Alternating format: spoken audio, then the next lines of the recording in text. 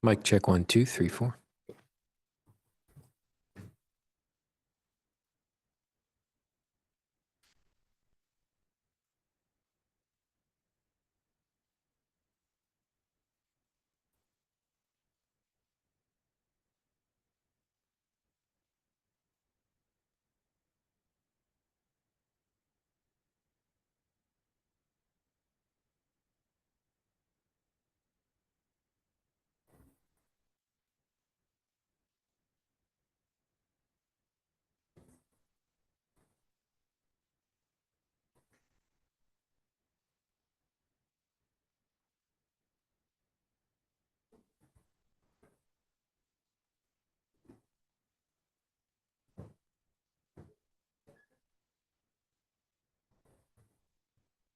Heads up, guys.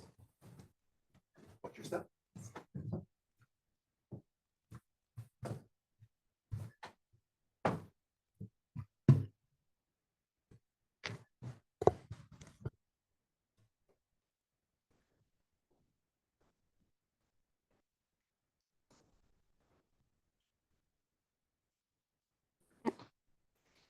Good afternoon, everyone. Thank you for joining us today. My name is Tiffany Callender, and I'm the CEO of the Federation of African Canadian Economics, and I'm joined by my colleagues from various programs from various parts of the country. Black entrepreneurship is an immense and important, but not only just for me personally, but for also for Canada's future. When the federal government launched the Black Entrepreneurship Program in 2020, it was more than just a policy decision. It was an acknowledgement of systemic barriers Black entrepreneurs face every day. For too long, Black communities in Canada have lacked equitable access to capital, business networks, and the resources needed to thrive. The BEP and its companion programs, like the Supporting Black Canadian Communities Initiative, have begun to change, but we're still only scratching the surface on what's possible. Programs like these, along with the Black-led Philanthropic Fund Endowment Fund, have done something profound.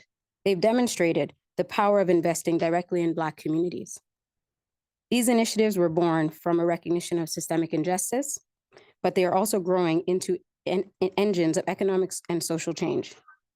Since its inception, the BEP has helped over 5,000 Black-owned businesses launch, scale, and thrive. Let's think about that for a moment. 5,000 businesses.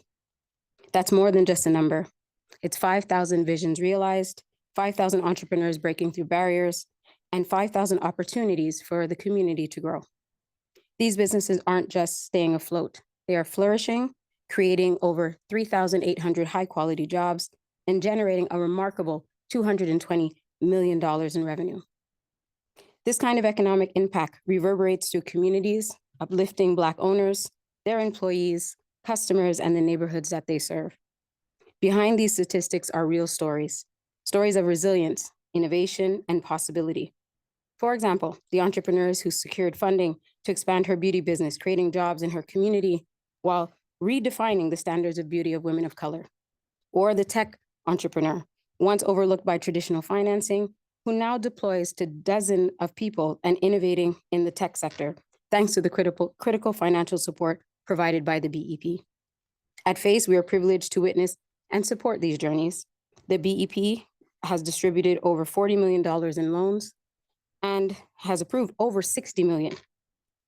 With this funding, businesses have been able to innovate, scale, and hire more employees, contributing to a more inclusive, dynamic Canadian economy. But all of these jobs, businesses, and the revenue that exists, we are still at a fragile framework in terms of time-limited funding. The current funding of the BEP is expected to expire on March 2025, and if the government does not take action now to make the support permanent, we risk losing the momentum we've built. We risk turning off the engine of growth of thousands of businesses that have just gotten started. We've shown now what's possible when Black entrepreneurs are given the tools they need to succeed. Now it's time for the government to take the next step and ensure that programs like the BEP and the SBCCI don't disappear, but become permanent fixtures in Canada's economic and social fabric. A permanent investment in the Black Entrepreneurship Program is not just about money. It's about equity, inclusion, and ensuring that all full potential of Black entrepreneurs is realized. the government can create lasting change by making the BEP and the SBCCI a cornerstone of Canada's economic strategy. I'd like to pass it over to my colleague, Louis-Edgar Jean-François from Groupe 3737. Alors, bonjour à tous. Mon nom est Louis-Edgar Jean-François. Je suis le président-directeur général du groupe 3737, également cofondateur de la coalition FACE, une organisation dédiée à délivrer des prêts aux entrepreneurs noirs. Le groupe 3737, on a le privilège d'être une des 4 organisations intermédiaires pour pouvoir livrer le programme de l'initiative d'appui aux communautés noires, en anglais SBCCI, Supporting Black Canadian Community Initiative. I have the privilege of being joined here by my colleagues and fellow intermediate organization, Anthony Gray, Board Chair of Tropicana Community Services, Matthew James Martel, CEO of the Black Business Initiative located in the Atlantic, also Sam Jourou, Executive Director of the Africa Center. Collectively, we have the privilege of being able to deliver the Supporting Black Community Initiative. The Supporting Black Community Initiative is today a fund of $252 million to be able to build capacity for non-for-profit organizations across Canada. We're talking about more than 1,600 non-for-profit organizations being currently funded by the program. We have an additional 1,000 organizations that are currently waiting for funding. This initiative has been transformational, not only for the Black community, but as well for Canada as a whole. In terms of statistics, we have, through that program, created more than 3,000 jobs. In terms of revenue generation, it's more than $220 million that were generated through those not-for-profit organizations. We talk about not-for-profit organization, we talk about volunteers. More than 20,000 volunteers were created through those not-for-profit organizations. These initiatives, as my colleague Tiffany mentioned, have been transformational. And also in terms of impact, it has been impactful in Canada. And when we say impactful, again, not only to the Black community, but as well as Canada as a whole. It will be disastrous if some of these initiatives doesn't continue beyond March 31st, 2025, which is the date that was set for them, some of those programs to expire. Adding to that, there's another initiative that has been also transformational, and that kind of brought fuel to those first two initiatives that we mentioned. It's the Black Philanthropic Fund, led by an organization called Federation for Black Communities, FFBC.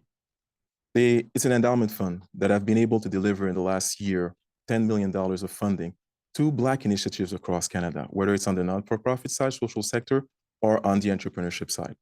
Again, it's more than $800 million that was put together in terms of concrete resources to be able to support the Black community across Canada.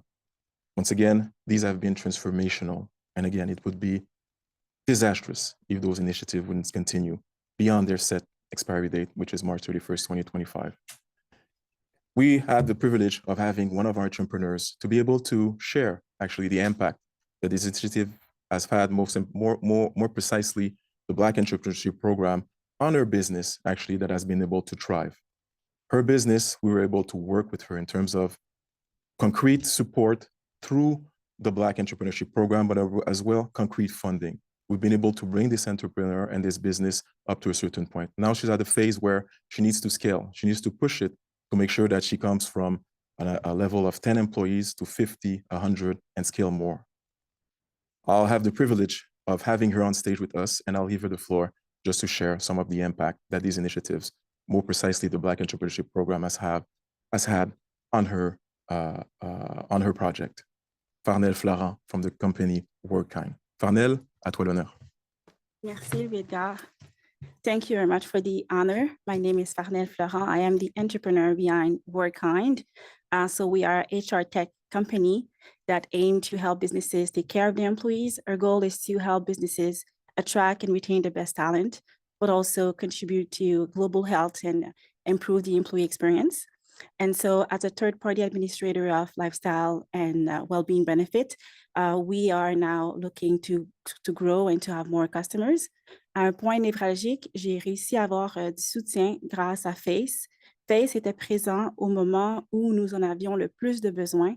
On avait besoin de fonds de roulement pour être en mesure d'accueillir un grand donneur d'ordre. Donc, un des plus gros clients qu'on dispose. On était en train de lancer notre plateforme au sein de l'entreprise, puis on avait besoin de capital pour avoir du fonds de roulement et on a été capable d'avoir du financement de la part de FACE. Alors que, comme on est une jeune entreprise en technologie, qu'on n'est pas encore profitable, on a des défis pour pouvoir trouver du financement. FACE was there at the right time, at the right moment to help us and support us into welcoming, integrating that new customer that help us. Donc, le lancement a été un succès. On a une étude de cas, on a ensuite intégré d'autres clients par la suite et maintenant on est dans la phase d'accélération. Puis on réalise à quel point c'est important d'avoir du soutien, d'avoir des acteurs qui sont présents pour nous aider financièrement, mais aussi pour nous ouvrir les portes au niveau des partenariats, pour nous aider à bâtir des entreprises pérennes, profitables, puis créer de la richesse. Et donc maintenant, nous sommes disponibles pour pouvoir répondre à vos questions. Hey, this is just a reminder for everybody listening online. If you have a question, please use the raise hand function. Ceci pour les gens qui nous joignent en ligne. Si vous avez une question, s'il vous plaît, utilisez la fonction main levée.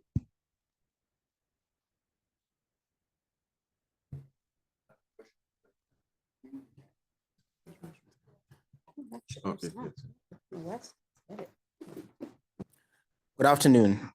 My name is Sam Drew, and I'm the Executive Director of the Africa Center. The Africa Center is an organization that has presence in Western Canada. We provide direct services from Edmonton, Calgary, and Winnipeg, and we also support through funding communities across all of Western Canada. I want to speak today about the impact that we have seen with SBCCI, impact across Canada-wide. Western Canada traditionally is a region that has struggled with funding and supports, and what we've seen with the Black Entrepreneurial Program and what we've seen with the Supporting Black Canadian Communities Initiative is the catalyzation of one of the biggest sub-regions of Canada that has previously not been supported in terms of its social and economic support. And this impact beyond just supporting the major cities, we've also started to see rural enclaves in places like Fort McMurray, in places like Red Deer, begin to receive funding and supports. And even within those communities, we are also seeing different unique demographic groups like women, like people living with disabilities and youth receive unique funding that's beginning to support and activate. On the Black Entrepreneurial Fund, one of the impacts that we are seeing beyond the Black communities is support for Canada in general, the Canadian economy. In Alberta, one of the provincial government's main mandate is jobs, economic development, and economic participation. The Black Entrepreneurial Program has been a key catalyst in Alberta in helping the Alberta government to achieve these goals. We're also seeing on the international front, Black entrepreneurs starting to outsource resource from Nigeria, from Kenya or Uganda, and manufacture products. But not only that, begin to export some of these products to the US or back to sub-Saharan Africa. So the issue of international trade, foreign currency and remittances that are starting to be generated to the Canadian economy has been one of these amazing, unanticipated positive outcomes of these programs. So I echo my colleagues here that we are looking for the sustainable resources of the Black Entrepreneurial Program, the Supporting Black Canadian Communities, and our foundation and the FFBC, which is really the philanthropic fund that will help us in terms of legacy. I thank you. Dr. Grant. Good afternoon, everyone. One of the programs on the Black Entrepreneurship, one of the areas of the Black Entrepreneurship Program is the research done by the Black Entrepreneurship Knowledge Hub. And over this period, we've been able to build networks of researchers across the country to deliver a research that will support Black entrepreneurs. One of the things we know in working with various groups like Statistics Canada and others is that there isn't enough information about Black entrepreneurs across the country. In actual fact, there is no database that is comprehensive enough for us to understand what is going on. But our research that we have done, our large-scale research that we have done recently, has identified Black entrepreneurs across all territories, across provinces and territories, and have allowed us to get some insights into what makes them who they are and what they're doing. This program of research is also building research capacity in our communities, in our universities. The Black Entrepreneurship Knowledge Hub has been a catalyst for research and entrepreneurship in general in many universities across the country. Some of them had not developed their entrepreneurship programs the way they should. And I've used the Black Entrepreneurship Knowledge Hub as a catalyst for their programs in their universities. So we continue to build this capacity. There are very few Black researchers in our institutions across the country, and this program has been there to help build that capacity, both in academia and in the community. And this program needs to continue to be supported on a permanent basis. Thank you. Atlantic, absolutely. Okay, thank you. I'm Matthew Martel, the CEO of the Black Business Initiative, and we're focused primarily in Atlantic Canada through the Black Entrepreneurship Program. So what this program has been able to do for Atlantic Canada certainly is allow our businesses to be cutting edge in certain areas such as artificial intelligence, access to funding, much more competitive funding mixes for the businesses. And really what we've seen is the development of a very strong ecosystem through all of these programs. So the SBCCI, the FFBC through the Philanthropic Fund, as well as BEP, as I mentioned. So, for us, this has certainly been something that has opened up a lot of doors for clients that we've been working with for, well over 20 years. And, it'd be an absolute shame. I think Louis Agar made a great comment around, disastrous. I think we're at a place right now where we see the impact, we see the metrics, and I think it'd be a shame if this doesn't continue. Thank you.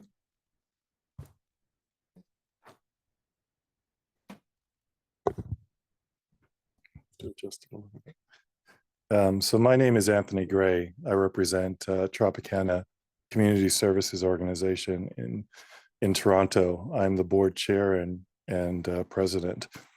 And as we've been here as a coalition seeking support from the Government of Canada to continue to invest in Black Canadian communities across Canada, the work is vital because as we have been sharing on the Hill, these are not Black issues, these are Canadian issues. We just happen to be Black representing a community that's in need. The other thing that's important for us in this moment is that earlier this year in Geneva, the Government of Canada announced their support for the second decade for people of African descent, a UN initiative at the Permanent Forum. And in that announcement, it felt as if we were finally getting the recognition that we needed as a community, as a contributing part of the Canadian community. And as we think about the next 10 years, which renews after March 31st, 2025, it would be a shame if that announcement didn't follow with significant investment to continue the progress that we've made over the last 4 years. And also give us an opportunity to not only sustain the gains, but also invite others across the Canadian diaspora to get involved with what we're doing because, again, it's about making Canada more prosperous for all. And as they were saying this morning, as the tide rises, all boats rise. So I thank you for that opportunity to share our thoughts and look forward to any other questions that might come from the floor.